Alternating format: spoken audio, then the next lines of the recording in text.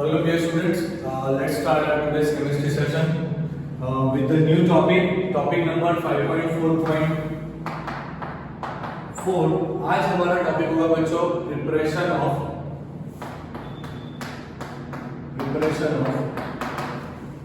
Colloids. आज हम topic पढ़ने जा रहे हैं प्रिपरेशन ऑफ कोलोइड्स और उसके बाद आज एक नेक्स्ट टॉपिक हम करेंगे जो होगा 5.4.5 जो होगा हमारा प्योरिफिकेशन ऑफ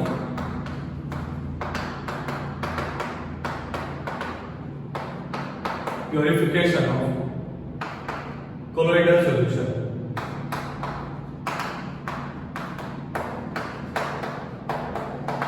ऑलराइट, सबसे पहली बात, अगर आपके पास एनसीईआरटी है तो खुद का एनसीईआरटी एक बार लेके बैठो, नहीं है तो टेंशन लेने की चीज नहीं है। यहाँ पे मैं सारी चीज बहुत अच्छे से आपको समझाऊंगा, डिटेल्स में जाएंगे एंड सब चीज हम आज कवर करेंगे। ओके, शुरू करते हैं प्रिपरेशन ऑफ कोलोइड। देखो बच्चों, preparation of colloid generally 3 method से होगा। ये जनरली बच्चों 3 मेथड से बनेगा। मतलब कोलोइड बनाने की जो प्रोसीजर होती है वो बेसिकली 3 टाइप से है। सबसे पहली टाइप हमारी है वो है केमिकल मेथड। उसके बाद वाला जो हमारा टाइप होगा वो है हमारा ब्रीडिंग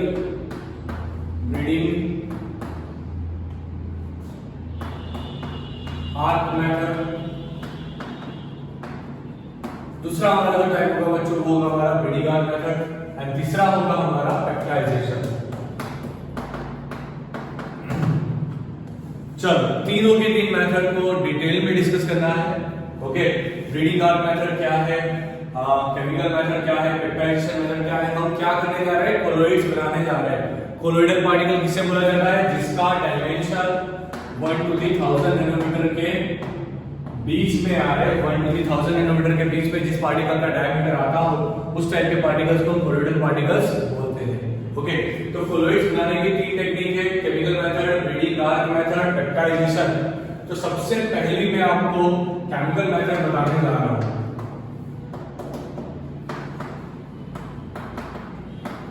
यहां पर बच्चों आपको 4 इक्वेशन जो डायरेक्टली टेक्स्ट बुक में दिए गए हैं वो चारों के 4 इक्वेशन डायरेक्टली एमसीक्यू में पूछे जाते हैं। ओके, तो इस मेथड का यूज करके आप कोलोइड्स बना पाओगे। जैसे कि सबसे पहली रिएक्शन यहां पे दी गई है AS2O3 + 3H2S gives AS2S3। ये बना हमारा सॉल मतलब के कोलोइड + 3H2। ये मेथड बच्चों कहलाएगा डबल डीकंपोजिशन, क्योंकि यहाँ पे AS2O3 ब्रेक हुआ, H2S भी ब्रेक हुआ एंड ये जो बना ये है आपका कोलोइड। दूसरा रिएक्शन बच्चों ध्यान से देखें, सल्फर डाइऑक्साइड लीजिए, उसको H2S से पास कीजिए, तब जाके बनेगा यहाँ पे सल्फर का salt +2H2। Okay, sulphur dioxide लेना है, H2S से पास करना है। ये रिएक्शन हो गया बच्चों ऑक्सीडेशन।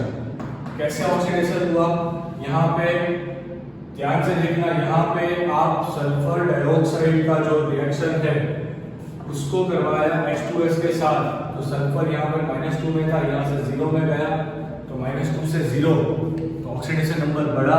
तो इसको डायरेक्टली आप बता सकते हो कि ये ऑक्सीडेशन रिएक्शन हुआ। नंबर 3, केमिकल रिएक्शन नंबर 3, यहाँ पे AuCN3 + 3HCHO + 3H2O, उसका रिएक्शन करवाया, 2Au बनाया, ये बना सॉल + HCOOH बनाया + 6HCl बनाया। ओके, ये रिएक्शन बच्चों हुआ हमारा रिडक्शन रिएक्शन, क्योंकि यहाँ पे ये ऑक्सीडाइज हो रहा है तो सामने वाला रिड्यूस हो रहा होगा। ओके, नंबर 4 लास्ट वाला रिएक्शन, FeCl3 को लीजिए, पानी डालिए, तब जाके हाइड्रोलिसिस होगा। तब जाके हाइड्रोलिसिस होगा एंड वहां से बनेगा FeOH 3 टाइम्स प्लस ये बना हमारा सॉल्ट प्लस 3HCl प्लस बनेगा बच्चों 3HCl। तो ये चारों के चार केमिकल रिएक्शन बहुत ज्यादा इंपॉर्टेंट हो जाएंगे। आपको इसको स्टोइकियोमेट्री याद रखना है बच्चों। ओके, इस मेथड्स को बोला जाता है केमिकल मेथड। तो इसके साथ हमारा सबसे पहला केमिकल मेथड कंप्लीट हो गया। First half of lecture preparation of colloid, उसमें से सबसे पहला मेथड कंप्लीट हुआ ब्रीडिंग आर्क मेथड, जिसे इलेक्ट्रिकल डिसइंटीग्रेशन मेथड भी बोला जाता है। नेक्स्ट मेथड है हमारा ब्रीडिंग आर्क मेथड, जिसे इलेक्ट्रिकल डिसइंटीग्रेशन भी बोला जाता है। अब ये मेथड में आपको क्या करना है, तो ये चीज ध्यान से एक बार देखो एंड अच्छे से समझो। यहां पे होगा क्या, कुछ इस तरह से कुछ एक बड़ा सा कंटेनर होगा। यहां पे आपको क्या भरना है, यहां पे आपको भरना है आइस क्यूब।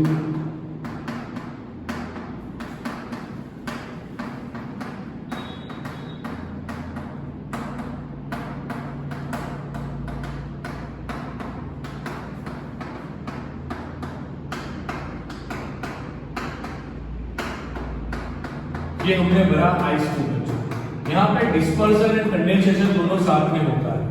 ये हमने क्या भरा, यहाँ पे हमने भरा बच्चों आइस क्यूब।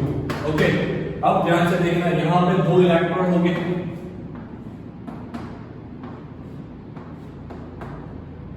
ये दोनों हो गए हमारे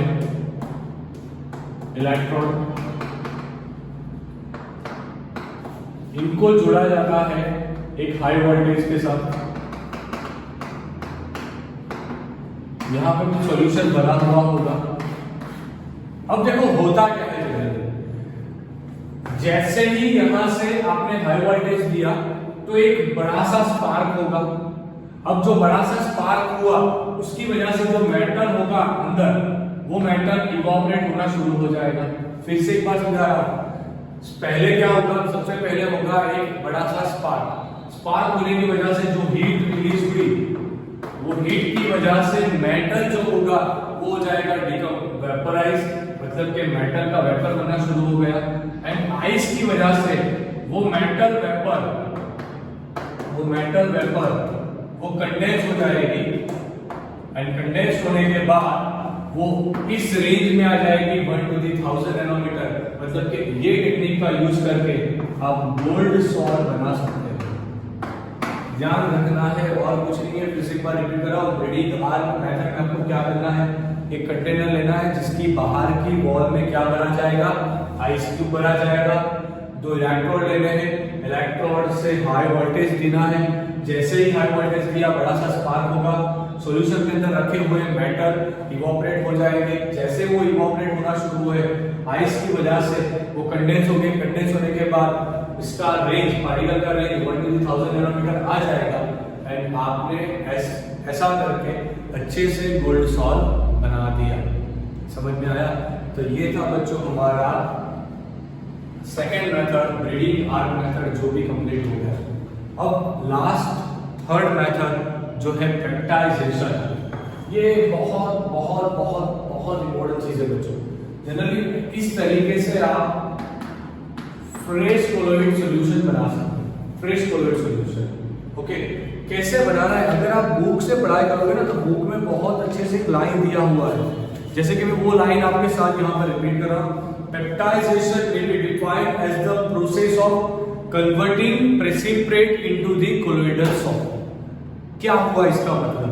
देखो, ये आपको समझना है कि मान लीजिए कि यहाँ पे मैं कोई एक्सपेरिमेंट कर रहा हूँ, कोई भी एक्सपेरिमेंट आपका चल रहा है। देखो ये लाइन का मतलब समझो, जैसे कि बुक में यहाँ पे एक लाइन दी गई है, peptization may be defined as the process of converting PPTs into the colloidal solution। मतलब कि आपने कोई टेस्ट ट्यूब लिया, कोई रिएक्शन लगा रहे थे एंड वहां पे पीपीटीज आना शुरू हो गए। चलो ये पीपीटीज आ गए। अब आपको क्या करना है, ये पीपीटीज का जो साइज होगा, उनका जो साइज होगा बच्चों, ये तो बहुत बड़ा होगा ना, 1000 नैनोमीटर से तो काफी ज्यादा बड़ा होगा। तो आपको भी करना क्या है, ये पार्टिकल को किस रेंज में लेके आना है, ये वाले रेंज में, ताकि आपका सॉल्यूशन जो है वो कोलोइडल सॉल्यूशन कन्वर्ट हो जाए, कोलोइडल सॉल्यूशन में कन्वर्ट हो जाए। तो कैसे करना है, तो आगे देखो वहां पे बहुत अच्छे से टेक्निक दी है। By shaking it with the dispersion medium in the presence of small amount of electrolyte, मतलब कि करना कुछ नहीं है, पीपीटीज को निकालो, एक अच्छे से डिस्पर्सन मीडियम में डालो। मान लीजिए आपको पानी में डिस्पर्सन मीडियम चाहिए तो पानी में डालो, या और कोई भी डिस्पर्सन मीडियम ले लो, एंड उसके अंदर थोड़ा सा, जैसे यहाँ पे लिखा है लेस इलेक्ट्रोलाइट ले लो, उसके बाद उसको एक साथ शेक कर दो, तब जाके ये जो छोटा सा पीपीटी था ना, ये पीपीटी भी टूट जाएगा, उसका साइज इसके अंदर आ जाएगा। इस एजेंट को बच्चों बोला जाता है पेप्टाइजिंग एजेंट। इस एजेंट को बोला जाता है पेप्टाइजिंग एजेंट। देखो मेथड बहुत इजी था, पीपीटीज को निकालो, किसी भी डिस्पर्सन मीडियम में डालो, थोड़ा सा इलेक्ट्रोलाइट डालो, उसके बाद उसे शेक कर दो, क्या बनेगा, कोलोइडल सॉल्यूशन बनेगा। अब देखो आगे की लाइन क्या बता दिया आपको, the electrolyte used for this purpose is called the peptising agent. This method is applied generally to convert the freshly prepared PPTs into the colloidal salt। मतलब कि इसको यूज करके आप फ्रेशली बनाए हुए PPTs को कोलोइड्स में कन्वर्ट कर पाओगे। आगे का एक पैराग्राफ जो है, during the peptization the precipitate had dissolved one of the ion of electrolyte on its surface. This caused the development of positive and negative charge on precipitate, which ultimately break up into smaller particles of the size of colloid. What it means, क्या कहना चाहते हैं ये लोग? Generally होता क्या है बच्चों, ये जो पीपीटीज होगा ना, आपने पीपीटीज के साथ क्या लिया, इलेक्ट्रोलाइट लिया। देखो मैं ग्रुप का सारा स्टेटमेंट आपको अच्छे से समझा रहा हूं। आपने पीपीटीज के साथ इलेक्ट्रोलाइट लिया, इसके साथ कुछ डिस्पर्सन मीडियम ले लिया होगा, इसका तो कोई रोल नहीं है, रोल जो है वो इलेक्ट्रोलाइट का है। इलेक्ट्रोलाइट होता है जनरली सॉल्ट जनरली बनता है प्लस आयन से माइनस आयन से। अब होगा क्या, मान लीजिए कि ये कोलोइड पार्टिकल के ऊपर जाके A+ वाला प्लेट यहाँ पे जाके चिपक गया, ओके। दूसरे जो पीपीटीज का, ये पीपीटी नंबर 2 पार्टिकल, ये पीपीटी नंबर 1 पार्टिकल, इसके ऊपर जाके मान लीजिए A+ जाके बैठ गया, क्योंकि कैटायन का साइज जो स्मॉल होता है। अब जैसे कैटायन का साइज स्मॉल होगा तो वो करेगा क्या, अच्छे से जाके बैठ गया। अब ध्यान से देखो, ये पीपीटी ये दूसरे पीपीटी को रिपेयर करना शुरू कर देगा। ऐसी चीज एक ही पीपीटी में भी पॉसिबल हो सकती है कि एक ही पीपीटी में मान लीजिए कि बहुत सारे A+ आके बैठ गए, तो उनके बीच में भी रिपल्सन होना शुरू हो जाएगा, तो वो छोटा सा पीपीटी भी टूट जाएगा। समझ रहे हो, इस हिसाब से बनते हैं कोलोइड। पर अगर आपने ये इलेक्ट्रोलाइट बहुत ज्यादा डाला तो पीपीटीज फिर से आना शुरू हो जाएंगे। वो क्यों आते हैं वो आप आगे के लेक्चर्स में पढ़ने वाले हो, ओके। वो आज का टॉपिक नहीं है, आज का टॉपिक है सेल प्रिपरेशन, इसके साथ पेप्टाइजेशन भी कंप्लीट हो गया। सबसे पहले बच्चों इसका स्क्रीनशॉट निकालो, इसको कॉपी में लिखो, उसके बाद एक नया टॉपिक देखेंगे। एक स्क्रीनशॉट।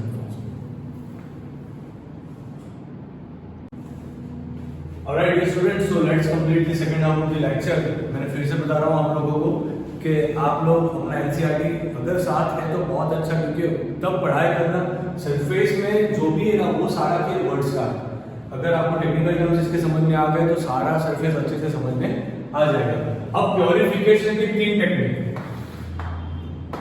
प्योरिफिकेशन भी 3 टेक्निक।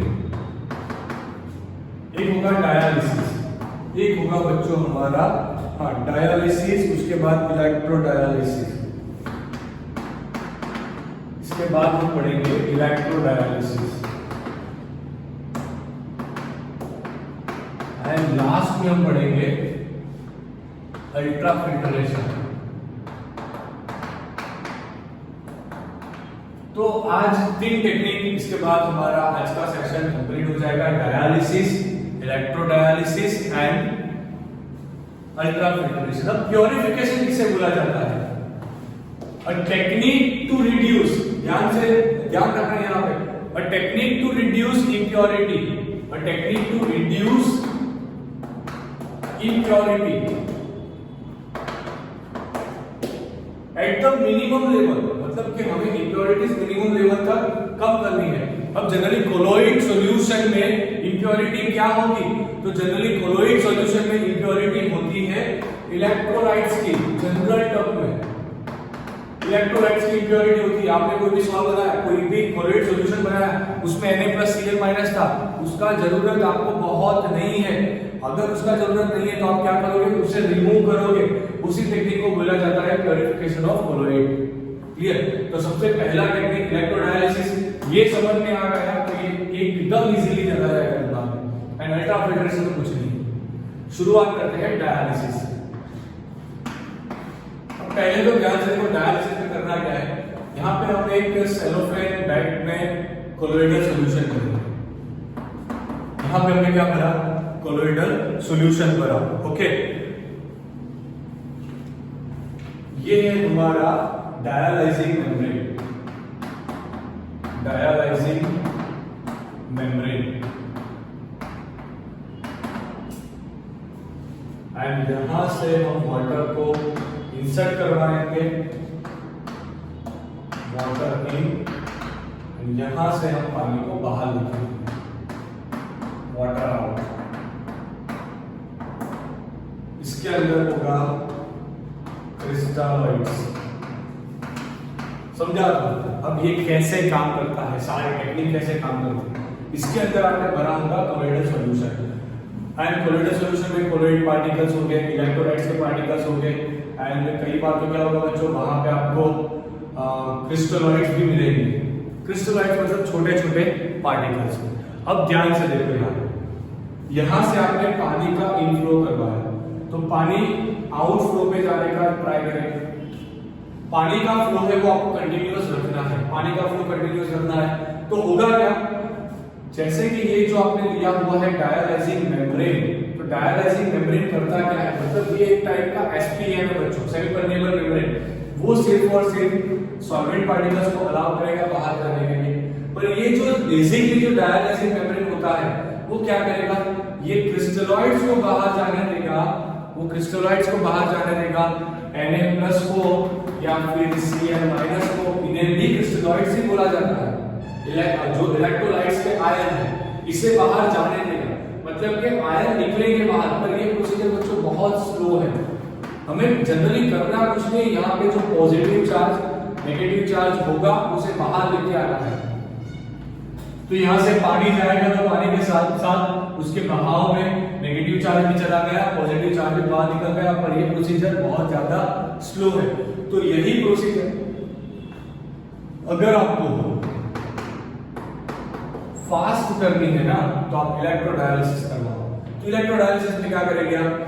यहाँ पे एक इलेक्ट्रोड लाके रखा, एक इलेक्ट्रोड यहाँ पे लाके रखा, तो यहाँ पे पॉजिटिव चार्ज, यहाँ पे नेगेटिव चार्ज। तो अब क्या होगा? ये पॉजिटिव के साथ हमारे नेगेटिव आयन बहुत फास्ट खींच के बाहर आ जाएगा एंड ये नेगेटिव के साथ हमारे पॉजिटिव चार्ज वाले आयंस बहुत जल्द खींच के बाहर आ जाएंगे। तो इस टेक्निक को बोला जाता है इलेक्ट्रोडायलिसिस। ये पूरा इक्विपमेंट इसे बोला जाता है डायलाइजर, इसे बोला जाता है बच्चों डायलाइजर। तो दोनों चीज समझ में आ गई। तीसरी चीज पे चलते हैं जो है अल्ट्रा फिल्ट्रेशन। अगर आपने बहुत बढ़िया फिल्टर पेपर यूज किया, जिसे आप SPM बोलो या फिर जिलेटिन पेपर बोलो, कुछ भी ब्राउनिंग पेपर बोलो, तब आप बहुत प्योर कोलोइड सॉल्यूशन पा सकते हो। यहाँ बहुत अच्छा एक लाइन लिखा है जो आपके साथ पढ़ाई कर रहा हूँ, देखना। Ultrafiltration is a process of separating the colloid particle from the solvent and soluble solute present in the colloid solution by specially prepared filter which are permeable to all substance except the colloid particle. Colloid particles can pass through ordinary filter paper because the pores are too large. However, the pore of filter paper can reduce in size by impregnating the colloid solution to stop flow colloid particle. Generally हम लोग क्या करते हैं बच्चों, जो general filter paper होता है ना उसके ऊपर हम जिलेटिन लगाते हैं, इसके बाद कोलोइड सॉल्यूशन को पास करवाते हैं। इन शॉर्ट जितना बने उतना मैक्सिमम फिल्टर करवाना है। पर अगर आपने रेगुलर फिल्टर पेपर यूज किया तो वो तो कोलोइड पार्टिकल्स को भी बाहर लेके चला जाएगा, वो नहीं यूज करना। उससे भी थिन पोर्स वाला कोई भी फिल्टर पेपर यूज करना है। ओके, तो आई एम श्योर आपको पूरा कंसेप्ट प्यूरिफिकेशन की अच्छे से समझ में आ गया हो। फिर से समझा रहा हूँ क्या करना है। सारी चीजें एक बार देख लो, एनसीईआरटी से एक बार सारी चीजें पढ़ाई करो। जनरली बच्चों सारी चीज इंफॉर्मेशन है, पर मैं आपको पूरी चीज समझा रहा हूँ। ओके, इससे एनसीईआरटी से पढ़ाई करने के बाद एक बार रीड करो, कॉपी में लिखो, इसके बाद कॉपी में लिखो। बस ये सीक्वेंस फॉलो करते रहो, सरफेस अच्छे से प्रिपेयर हो जाएगा। टेक अ स्क्रीनशॉट फास्ट, कल फिर मिलेंगे।